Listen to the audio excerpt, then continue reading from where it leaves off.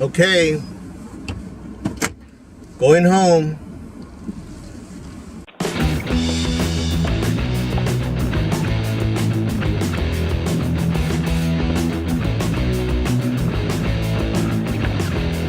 The people who know me know that I enjoy giving and receiving hugs.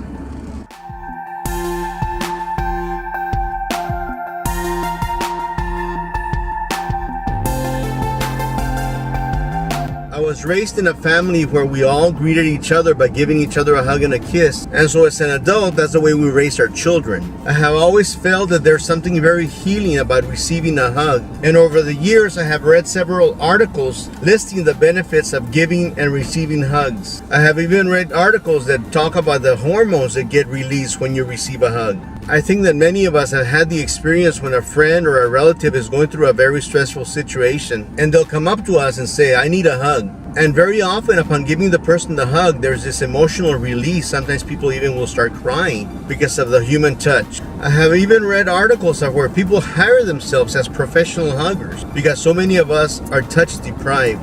I understand that in today's society you have to be very careful, but I still think there's something very healing about giving and receiving a hug. In some of the articles that I've read, it says that it doesn't matter whether you're the giver or the receiver of the hug, the health benefits are actually the same.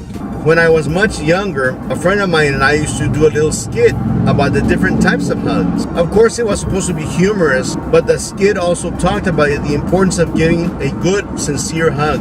And during the skit, we talked about two of my pet peeves when it comes to hugging. First of all, wimpy hugs. I believe that if you're gonna give a hug, you try to do it as good as possible. Another pet peeve of mine is when people hug and they slap you in the back. For some reason, you hear this a lot in funerals.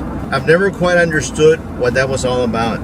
I guess a hug with a slap in the back is better than no hug at all. But I think that if you're gonna give a hug, it should be a tender one and a healing one. So anyway, not to be a hug snob or anything like that, but I think that if we're gonna give somebody a hug, we should mean it. We should be close to the person and no slap in the back is necessary. Just saying.